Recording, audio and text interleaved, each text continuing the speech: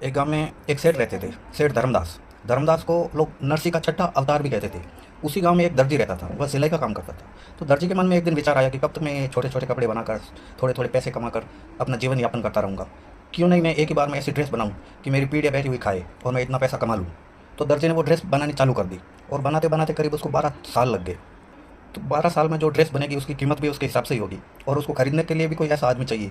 तो वो राजा के उतर गया बेचने को। राजा को वो ड्रेस पसंद आ गई, रानी को दिखाई तो रानी को भी पसंद आ गई। फिर राजा ने दर्जी को पूछा कि इस ड्रेस की रेट क्या है। तो दर्जी बोला मेरे 7 पीढ़ी खाए उतना धन दे दो।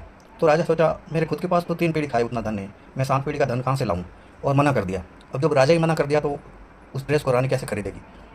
और दर्जी मन में उदास हो गया। तभी एक पास में कोई बुजुर्ग खड़ा था कि तू उदास मत हो, और अपने गांव में एक सेठ रहता है, सेठ धर्मदास, उसने आज तक किसी को मना नहीं किया, तू उसके घर पे जा, वो तेरी ड्रेस जरूर खरीदेंगे। और वो दर्जी धर्मदास के उधर जाता है और वो सेठ जी को ड्रेस दिखाता है। तो सेठ जी बोले सेठानी को दिखा दे, अगर पसंद आई तो ले लेगी। तो दर्जी सेठानी को ड्रेस दिखा रहा है तो सेठानी को पसंद आ गई। फिर सेठ जी ने पूछा इसकी कीमत कितनी है। तो दर्जी ने बताई 7 पीढ़ी खाई उतना धन दे दो। फिर सेठ जी ने मुनीम को बुलाया और दर्जी का हिसाब किताब करके 7 पीढ़ी खाई उतना धन दे दिया।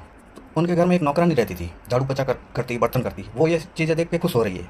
उसको पता था कि सेठानी का नियम है, वो एक दिन में एक ही ड्रेस पहनती और दूसरे दिन वो नौकरानी को दे देती। तभी वो खुश हो रही थी कि आज सेठानी ये ड्रेस पहनेगी और कल मुझे दे देगी।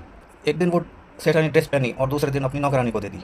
वो सेठ जी के घर भी झाड़ू पोछा लगाती थी, राजा के उधर भी लगाती और पूरे गाँव में झाड़ू पोछा करती और बर्तन करती। तो राजमहल में वो झाड़ू पोछा कर रही थी, बर्तन कर रही थी। राजा ने वो ड्रेस देख ली कि दर्जी पागल हो गया क्या, ये ड्रेस इसे कैसे दे दी। तो बुलाया दर्जी को। तो दर्जी बोला मैं तो सेठ धर्मदास को बेची थी और उनकी रानी ने इनको दे दी। तो राजा धर्मदास के ऊपर गुस्सा हो गया और अपने मंत्री को बोला कि जाओ उसे बुला के लेके आओ। तो मंत्री लोग गए धर्मदास के उधर, बोले आपको राजा बुला रहे हैं। तो धर्मदास ने मना कर दिया कि कौन राजा, मैं नहीं जानता, मेरा तो सिर्फ एक ही राजा है, वो परमपिता परमेश्वर। और वो मंत्री लोग उधर से चले गए और राजा को बोले कि वो तो आपको पहचानने से भी मना कर रहा है। तो राजा गुस्सा हो गए और खुद चल के गए उसके महल के बाहर तक। महल के बाहर खड़ा हो गए। फिर राजा ने उस नौकरों को बोला कि मैं यहाँ तक आ गया, अभी तो बोल अपने सेठ को कि बाहर आए। तो सेठ जी जैसे ही बाहर जाने लगे तो नौकर उनके रास्ते में फूल बिछा रहे हैं, लेकिन वो फूल पे सेठ जी जब चल रहे हैं तो उनके पैरों से खून आ रहा है। ये देखकर राजा दौड़ते हुए उनके सामने आ रहा है।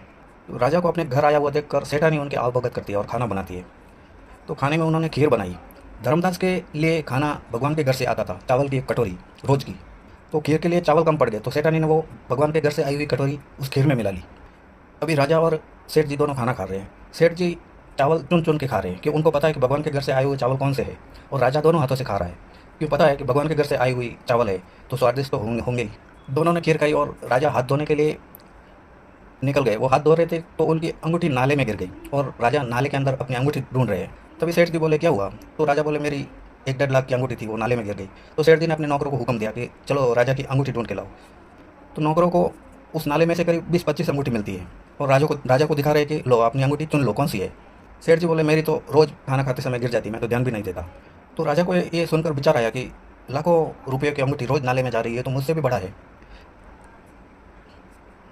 सेठ जी को भी एक विचार आया कि मेरे ऊपर भी राजा है तो धिक्कार है मेरी ज़िंदगी। और वही विचार राजा के मन में आया कि मुझसे बड़ा तो वो सेठ है, धिक्कार है मेरी ज़िंदगी पे। और दोनों ने भगवे वस्त्र धारण कर लिए, दोनों साधु बन गए और निकल गए उधर से। आगे गए तो एक और साधु बैठा है। उन तीनों के लिए भगवान के घर से थाली आती है। सेठ धर्मदास के लिए सोने की थाली में खाना आता है और राजा के लिए चांदी की थाली में, और जो आगे साधु बैठा था उसके खाने के लिए स्टील की थाली में खाना आता है। तो ये देखकर वो पहले जो साधु बैठा था वो गुस्सा हो गया और भगवान से बोला कि ये तो अभी अभी आए हैं और मैं कब से इधर बैठा हूँ, मेरे लिए स्टील की थाली क्यों। तो ये बताने के लिए स्वयं भगवान को आना पड़ा कि जो ये सेठ है वो 6 जन्म से मेरा भगत है, इसका 6ठा जन्म है मेरी भक्ति करते हुए, और जो ये राजा है उसका दूसरा जन्म है, और तू तो अभी अभी बैठा है इसलिए तुम्हारे लिए स्टील की थाली में खाना आया है। तो भगवान की बात सुनकर साधु के मन में भी विचार आया कि मेरे से बड़े बड़े साधु भी है तो धिक्कार है मेरी ज़िंदगी पे भी। तो कहने का मतलब अपनी ज़िंदगी से कोई खुश नहीं है। राम राम सभी को, आप सभी खुश रहिए। आप सभी